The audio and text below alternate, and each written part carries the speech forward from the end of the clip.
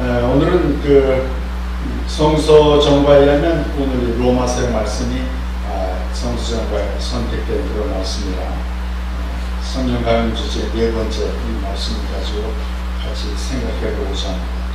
잘 아시는 내용이죠. 오라나는 온갖 인간이다.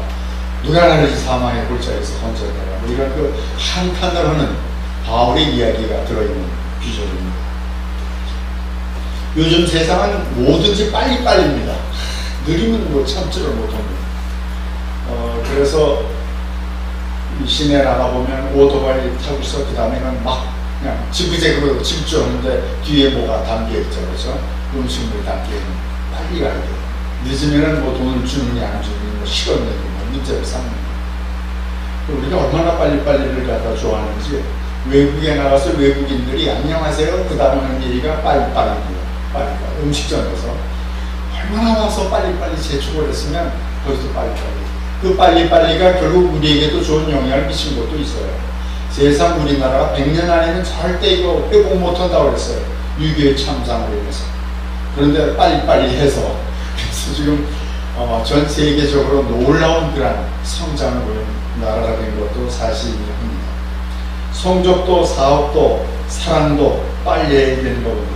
그러다 보니까 신앙도 빨리빨리. 내가 교회 나온 지 벌써 몇 개월이 됐는데 어떻게 마음에 평안이 없어. 짜증난다. 내가 헌금을 얼마 했는데 그런데 어떻게 사업이 번창하지 않아. 참 그렇게 또 급합니다. 네. 근데 그렇게 신앙이나 모든 것도 그런 식으로 전부 다 생각하는 거예요. 1년 나갔는데 내가 집사 된 지가 얼만데 내가 본사 된 지가 얼만데 내가 모태 신앙인데 근데 이게 뭐야? 급한 거예요. 너무 급하게 생각하지 마세요. 빨리 갑니다. 그냥. 물론 좋은 하나님 나라에 갈 테니까 더 좋을지 모르지만 하나님 나라 그 좋은 데가 있다는데도 불구하고서 전부 세상 떠나는 건 싫어하잖아요. 우리가 급할 필요가 없어요. 천천히. 예배 몇 번 참여하고 뭐가 대단합니까? 젊은이들이 특히 그래요. 와서 신앙의 어떤 변화, 뭐 그냥 가슴이 뜨거워진다거나 뭐 갑자기 방언이 막 터져 나온다거나 말이죠. 뭐 또 옛날에 그런 거 많았어요. 손만 대면 어떻게 되냐면 병든 사람이 낫는 거예요. 감기 걸렸는데 뭐 손잡고 기도했더니 감기가 금방 나고 말이죠. 특히 시골에 이런 일이 많았습니다. 뭐 눈에 보이는 뭐 그런 게 확확 나타나지만 우리 교회가 배가 운동을 합니다. 그러면 갑자기 배가로 딱 흔들어서 꽉 차가지고 1부 예배, 2부 예배, 3부 예배 막 이렇게 드려야지. 이게 도대체 이게 뭐냐? 가깝은 거예요. 급한 거예요. 이런 분들에게 오늘 본문이 좋은 답변이 될 수 있는 거라고 생각합니다. 온전한 그리스도인의 자리에 드는 일은 그렇게 쉽지 않습니다. 눈에 보이고 숫자로 해야 되는 일들을 열심히 했다고 해서 변화가 확 나타나는 것은 결단코 아니란 말씀입니다. 삶의 변화를 기다리다가 그 모양이 그 모양인가 봐 하고 무관심해지고 무책임한 삶의 자리에 떨어지는 그런 분들도 많아요. 신앙생활 하는 것처럼 주일날 되면 그냥 꿈같이 늘어났던 고무줄이 다시 오므라드는 것처럼 피해왔다가 다시 튕겨나갔다가 또 왔다가 그냥 그런데 아무런 감각이 없어. 느낌이 없이 살아요. 신앙이로 느낌이 없는 거예요. 제일 위험한 일입니다. 충분히 이해할 수 있습니다. 일상생활에서 애쓰고 열심히 노력했을 때 성과가 보여야 되지 않겠습니까? 그래야 힘을 내고 앞으로 나가는 거죠. 내게 이제 그 좀 성적이 별로 이렇게 잘 나오지 않은 학생이 갑자기 이제 마음의 결단으로 공부를 열심히 합니다. 다른 때는 이제 딱 선다는 같은 거는 주님의 뜻을 이루소서 그러고 딱딱 찍거든요. 이렇게 찍는데 워낙 오래 찍어와서 아주 능숙하게 잘 찍는데 근데 이걸 한참 공부를 좀 했단 말이에요. 했는데 이게 기초 없는 공부를 했기 때문에 읽어보니까 그 답이 그 답도 없거든요. 이 답인가 저 답인가 헤매다가 꼭 틀린 걸 찍는다. 죽어라 공부했는데 성적이 더 떨어졌어요. 얼마나 실망스럽겠어요. 성과가 없으니까 아주 답답한 거죠. 다시 공부할 마음이 생기지 않을 겁니다. 그래서 충분히 이해합니다. 그리스도인으로 갈등이 없는 삶을 추구하는 이들이 많이 생깁니다. 그 이유는 왜냐면 내가 나름으로 신앙에 애씀을 가졌는데 내 마음에 흡족한 어떤 성과가 와지지 않는다는 거죠. 그러니까 뭐 그래도 교회 나가면 좋다니까 나오긴 하는데 에이 뭐 그러고 거지. 그리고 특별한 열정과 어떤 관심과 갈등, 뭐 이런 고민 이런 것들을 다 집어던지고 사는 경우가 많습니다. 우리가 그리스도인으로 어떤 고민거리가 없고 갈등이 없고 마음이 늘 평안합니다. 저는 이런 사람은 저는 그게 무시합니다. 진정한 그리스도인으로 사는데 어떻게 마음이 평안할 수가 있었어요? 사도 바울도 그럽니다. 평안도 얘기하고 뭐 별 사랑도 얘기하고 많은 얘기를 하지만은 내가 너희들 때문에 얼마나 마음이 아주 갈등이 일어나고 아픈지 모른다고 얘기하는 거죠. 이 전 지구촌 하나 이게 굴러가는 꼴이 엉망진창인데 그걸 보고 어떻게 마음이 편안할 수 있겠어요? 하나님의 주인을 보고 이웃을 내모같이 사랑하라고 말씀하셨어요. 이 지구촌에 도움이 필요한 사람 얼마나 많습니까? 헤아릴 수 없이 많죠. 제일 쉽게 얘기하는 게 우리 기아 문제죠.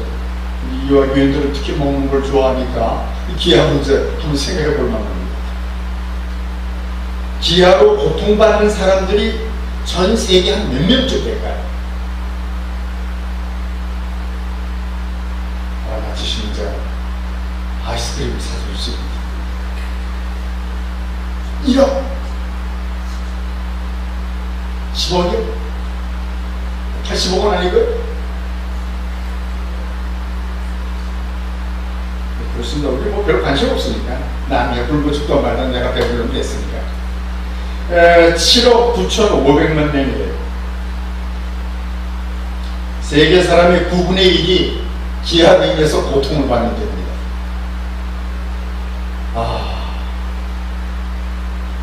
10분의 1도 아니고 9분의 1. 먹을 게 없어요. 우리는 다이어트 한다는 얘기 자주 듣죠.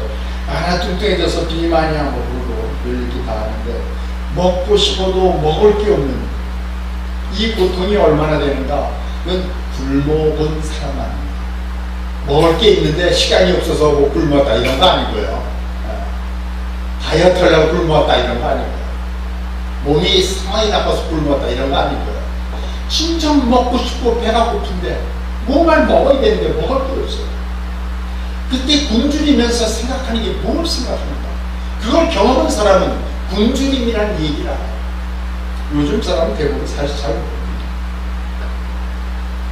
현재 전 세계에서 기아로 인해서 고통받는 사람이 60%는 여성들이고 5세 미만 되는 어린아이들이 한 500만 명 매년 영양실조로 인해서 죽는다는 겁니다. 빈곤 국가에 있는 어린이들의 40%는 어린 시절에 겪은 심각한 영양실조로 인해서 신체와 뇌에 치명적인 피해를 입어서 다음 발육에 많은 문제를 낳고 있다.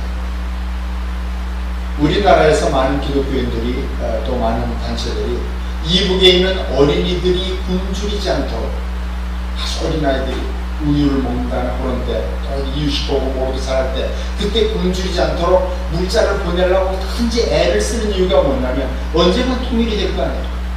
통일되고 나서 굶주림이 있었던 사람은 자기 일을 잘 감당하지 못하는 거예요. 정신적으로나 육체적으로. 그건 누가 져야 할 짐입니까? 결국 우리들이 져야 할 짐입니다. 뭐 영양실조가 미치는 경제적인 피해를 1년에 4조 7천억이라는 그런 얘기로도 표현합니다. 일어날 수 있는 일입니다. 실직, 가족의 비극, 건강 악화, 사고 등 다양한 방법으로 인해서 누구든지 어디서든지 굶주림을 경험할 수 있는 그런 비극이 있습니다. 극심한 기후변화, 그 다음에 전쟁, 금융위기 등 사건들이 순식간에 자기 자신과 또 가족들을 모두 살릴 수 없는 그런 위기로 내몰리기도 합니다. 우리가 이런 기아 현실을 보고 고민하고 마음 아파하고 대책을 마련하려고 애쓰고 기도해야 되는 사람이 누구냐? 이 세상을 맡겨주신 하나님이 우리에게 맡겨주셨는데 우리가 고민해야 될 거 아닙니까? 우리가 안타까워해야 되지 않을까? 그러나 실상 우리들은 별 관심 없이 넘어가는 게 더 많죠. 세계 도처에서 일어나는 비인간적인 사건들에 관해서 무감각하게 지나가는 경우가 많이 있습니다. 제가 전에 한번 청파교회 얘기를 했죠. 어느 장모님이 하도 음식들을 마구 남기니까 많이 가져가서 펑펑 남겨버리는 거예요. 이게 안타까워서 이 장모님이 결단을 했습니다. 그래서 그 남은 밥을 버리는 그 앞에 서 계시다가 식판을 들고 오면 받아가지고 남은 걸 다 드신 거예요. 남은 먹다는 거예요. 들어놓고 또 가져오면 또 남은 걸 먹다. 그건 어떻게 그대로 사셨는지 몰라. 그걸 다 교인들이 기자를 한 거죠. 장로님이 앉아서 그러는 거예요. 그래가지고 그 다음에는 내기지를 못하는 거죠. 겁이 나서. 근데 그 뭐 억지로는 안 되는 거고, 진정 마음속에서 우리 그리스도인으로서의 사명을 생각하면 우리가 이웃을 사랑한다는 마음속에 갈등과 아픔을 가지고 무언가를 한다면 얼마나 좋은가 이렇게 생각합니다.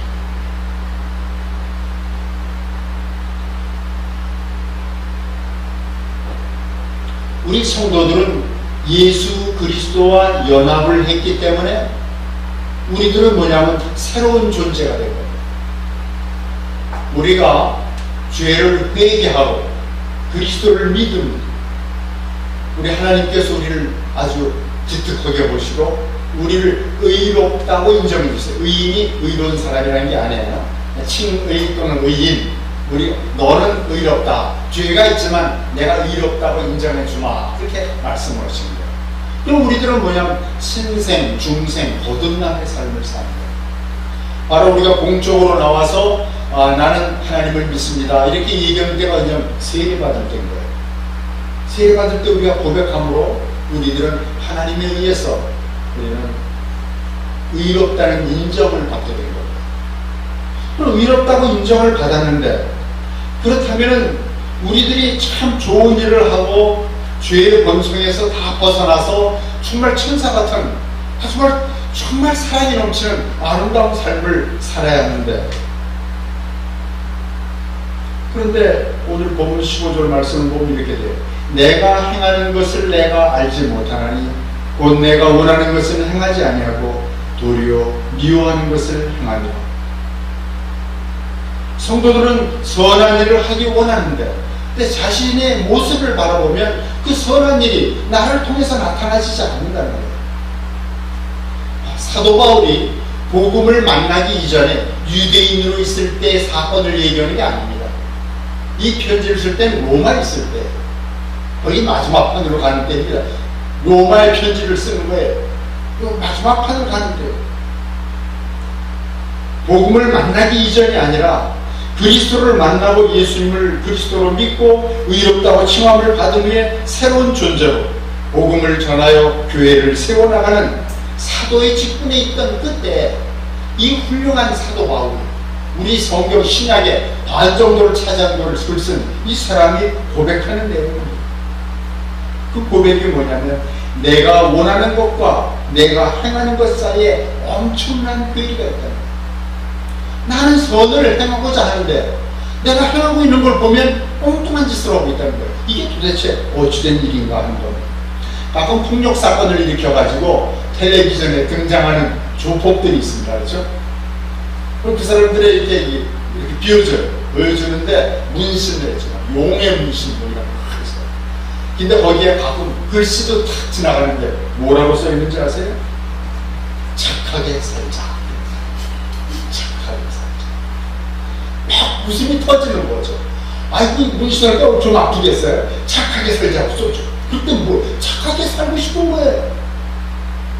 아니 그런데 왜 소굴함을 차고 나와가지고 거기서 착하게 살자를 보여줘야겠냐는 얘기예요. 참 바보같이 여기십니까? 정말. 솔직히 말해서 이런 현상은 그분들만이 아니라 모든 사람에게서 볼 수 있습니다. 종교적으로 깊은 수련을 쌓은 사람에게도 똑같이 일어납니다. 영적으로 예민한 사람일수록 선한 의지와 악한 의지의 충돌로 인해서 오히려 더 많은 갈등과 아픔을 가지고 살게 마련입니다. 그래서 사도 바울은 로마서 7장 19절에 자신의 상태를 솔직히 토로합니다. 내가 원하는 바 선은 행하지 아니하고 도리어 원하지 아니하는 악을 행하는도다. 그리스도인은 하나님이 맡겨주신 이 세계를 책임지고 지켜나가야 합니다. 그런데 오히려 우리가 눈 감고 귀 막고 온몸을 뚫뚫 말고 이웃의 안타까운 외침에 무감각하게 살아간다면 그리스도인도 좀 부끄러운 모습입니다. 오늘 사도 바울이 고백하는 삶의 모순, 이 답답함을 읽으면서 마음의 어떤 갈등과 아픔을 동시에 느끼지 못한다면 우리는 좀 문제가 있는 게 아닌가 생각합니다. 사도 바울은 보통 사람들이 행하기 어려울 정도로 아주 훈련을 잘 받은 사람이었습니다.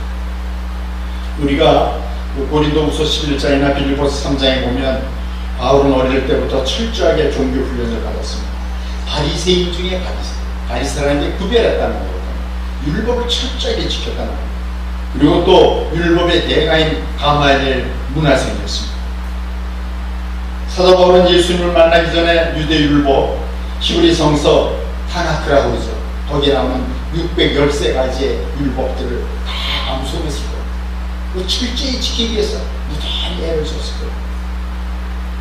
그리고 또 자기가 잘 지켰다고 고백합니다. 바울은 유대인 누구에게나 존경받을 만한 사람이었습니다.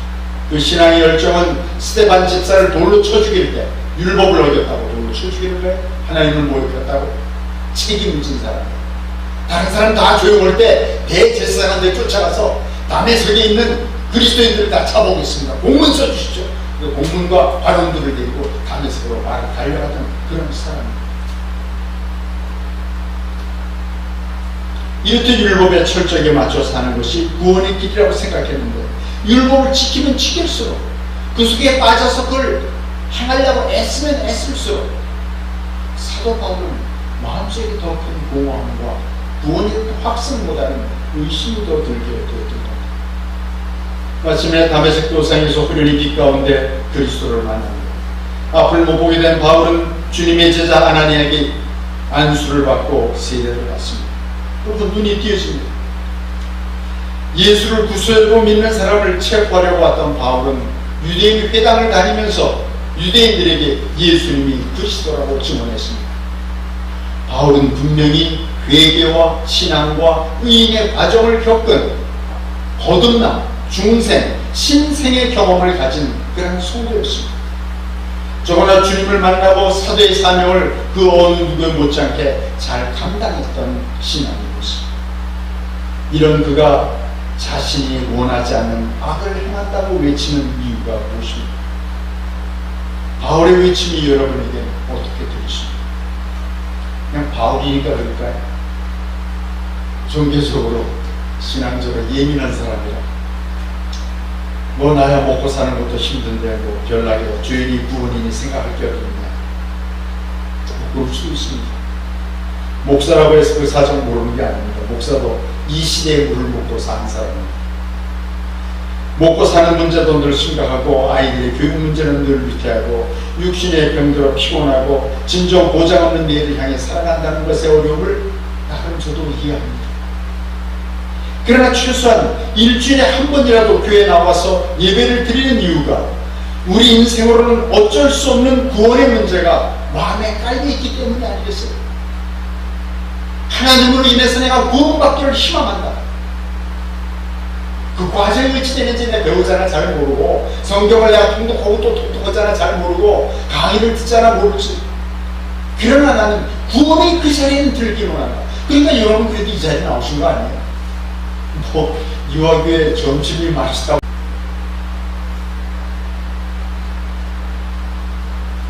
원하는 선은 행하지 않고 원하지 않는 악을 행한다는 바울의 고백이 무슨 의미를 가진 건가? 나름 노력했는데 왜 원하는 선은 행하지 않고 원하지 않는 악만 행하는 거냐? 내가 왜 이 정도밖에 안 되지? 나에게 왜 근본적인 변화가 일어나지 않는 거냐는 한탄을 할 수밖에 없는 겁니다. 바울이 그 이유를 알고 계십니다. 자신의 의지가 약해서나 또는 환경이 나빠서 영향을 받았기 때문이 아니었습니다. 그것보다 훨씬 근원적인 문제가 놓여 있었습니다. 죄가 그것입니다. 20절에 보면 만약 내가 원하지 아니하는 그것을 하면 이를 행하는 자는 내가 아니고 내 속에 있는 죄다. 나는 선을 행하고 싶고 하나님의 뜻을 따라 살고 싶어요. 말씀대로 살고 싶다는 거예요. 그래서 살다 보면 나는 엉뚱한 짓을 하고 있어요. 그 이유는 내가 그러는 것이 아니야. 나는 그걸 원치 않아. 근데 내 속에 죄라는 것이 나를 이끌어가서 나를 강제로 끌고 가서 그 일을 행하고 있다는 말씀입니다. 바울은 자신 안에 죄가 있다는 사실을 알았습니다. 그래서 자기가 노력해도 안 된다는 사실도 알았습니다. 우리가 주님이 우리를 의롭다고 인정해 주셨다. 그럼 다 끝난 거 아니냐? 아닙니다. 거기는 우리가 죄에 대한 책임을 면해 주셨다는 거예요. 죄에 대한 책임은 뭔가? 사망입니다. 죽음입니다. 그 죽음을 면한다는 겁니다. 죽음을 면한다. 영원한 죽음을 면한다는 거예요. 그리스도의 부활과 함께 우리는 다시 심판을 받지만 그러나 영원한 삶을 살 수 있다는 거예요. 그리스도의 이것을 우리가 희망하는 거예요. 그러나 우리의 마음속에는 뭐가 남아있느냐? 죄에 대한 경향성이라는 것이에요. 그 왜 버스 타고 가다가 급정 너무 톱니까? 맨 뒤에 가운데 앉아있던 사람은 앞까지 뛰어나와서 운전사를 인사하고 가잖아요. 왜 그래요? 그 관성이 흐르는 거예요. 죄에 대한 흐름이 우리 속에 남아있는 거예요. 그 죄가 나를 이끌어가서 그렇게 한다는 거예요. 전에 저를 가르친 그 윤성범 교수님이 계셨어요. 늘 말씀을 해서 이걸 설명하면서 일제는 패망하고 해방이 됐습니다. 그런데 아직도 우리나라에는 그 당시에 수많은 일본의 그 군인들이 무기를 가지고 있었대요. 자기의 긴 총, 칼 이런 거 다 군복을 다 갖추고 그 탄지 다 메고 있었대요. 근데 저 강원도에 있는 사람들이 인천으로 와야 거기서 배를 타고 일본으로 갔대요. 거기도 한국가 있는데 그렇게 있는지 몰라요.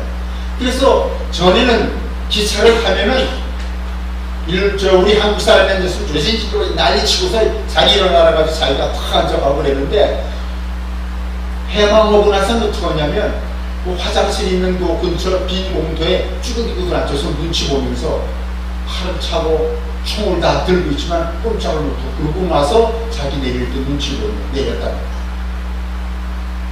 근데 그게 죄의 책임, 죄의 근본적인 책임, 그것은 주님께서 십자가와 부활로 인해서 해결하셨어요. 우린 그 죄의 책임에서 벗어났어요. 그렇지만 아직도 우리 속에는 뭐냐면 총칼을 든 죄의 경향성이 남아있다는 거예요. 그 경향성 남아있는 것에 우리가 끌려가기 시작하면 우리는 일제가 망하고 해방되었어도 일본 사람 앞에 굽신거리는 바보짓을 하는 거나 다름이 없다는 말씀을 하셨습니다. 우리가 이렇게 일을 하게 되면 예수 믿는다는 사람이 나쁜 짓을 해야 그런 얘기를 듣죠. 그래서 우리는 갈등하고 고민해야 됩니다. 성령님이 내 안에서 죄의 세력을 약화시키도록 나를 버리고 온전히 하나님을 의지하는 그 생활을 애쓰고 노력해야 됩니다. 우리는 내가 노력해서 되는 거 없다. 하나님 믿는 믿음이 전부 다는데 성경 읽어보세요. 믿음으로 다 되는 게 어디 있습니까? 야고보서 결정적으로 행함이 없는 믿음은 다 헛거라고요. 다 거짓이라고 얘기해요. 행함이 있어야 돼요. 그 행함을 위한 우리의 애씀이 있어야 돼요. 성령님 내 안에서 나의 약한 이 나를 갖다가 돌봐주셔서 내가 하나님 뜻대로 살아가게 해주시라고 간절히 매달려야 됩니다. 날마다 시간마다 내 안에 남아있는 죄의 힘이 나를 지배하지 않도록 기도해야 됩니다. 늘 깨어 기도해야 됩니다. 걸어가면서 뭘 하면서도 내 마음속 깊은 곳으로부터 하나님의 뜻이 이루어지도록 기도해야 됩니다. 이런 갈등에서 벗어나기 위해서 사도 바울은 날마다 자신을 십자가에 못 박는다는 말씀을 하고 있습니다. 고린도서 15장 31절에 사도 바울은 나는 날마다 죽노라 고백합니다. 내가 살아있으면 죄가 작동합니다. 나를 십자가에 못 박고 살아가면 주님의 부활이 떠오르는 것입니다. 갈라디아서 5장 24절부터 26절에 보면 이렇게 말씀합니다. 그리스도 예수의 사람들은 육체와 함께 그 정욕과 탐심을 십자가에 못 박았느니라. 만일 우리가 성령으로 살면 또한 성령으로 행할지니 헛된 영광을 구하여 서로 노엽게 하거나 서로 투기하지 말지니. 죄에 대한 경향성은 우리 안에 거하기 때문에 우리 누구도 피할 수 없는 것입니다. 때문에 우리는 갈등하면서 하나님의 도우심을 간구해야 됩니다. 이 간구하는 과정을 뭐라고 얘기하냐면 성화 또는 성결, 그렇게 표현합니다. sanctification 그러는데 그런 어원적으로 조금씩 변하다. 사도 바울도 그렇게 훌륭한 사람도 바나바와 대판 싸움을 헤어졌어요. 성깔 아주 만만치 않은 사람이죠. 조금씩 변합니다.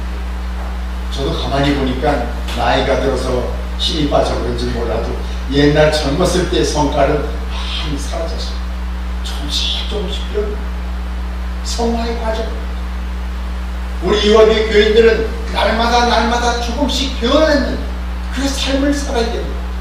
마음속에 신앙인으로의 갈등을 가지고 내 속의 죄가 나를 지배하지 않도록 날마다 기도하고 하나님의 말씀을 읽고 하나님을 찬양하며, 그리고 내가 하나님 뜻대로 살기 위해서 애쓰는 몸부림이 있어요. 그 갈등을 가진 자가 진정한 의미에서 그리스도입니다. 우리는 그리스도의 이름은 평화가 만을 가득 차서 행복해 이러고 그냥 모든 게 해결돼서 만사오케이야, 이게 그리스도인으로 착각합니다. 물론 그럴 수 있습니다. 그 이전 그리스도인이 완전히 이르기 전에, 그 이전에 우리는 성결의 삶, 성화의 삶, 날마다 변화되는 삶을 살도록 어린아이부터 어른이기까지 모두가 애쓰고 노력해야 됩니다. 그래서 바울은 끝으로 25절에 이렇게 말씀합니다. 우리 주 예수 그리스도로 말미암아 하나님께 감사하리로다. 이 이야기는 내가 할 수 있는 일이 아니라는 얘기예요. 그리스도께서 성령님을 보내주시고 우리에게 힘을 주시고 용기를 주시고 사랑하는 길을 열어주시기에 그것이 가능하다는 것입니다. 여러분, 성급하게 멋진 성자와 같은 그런 신앙인이 되기를 너무나 급하게 바라지 마시기 바랍니다. 가끔 또 거울을 보며 또 뒤에 후광이 생겨나고 이런 거 찾지 마세요.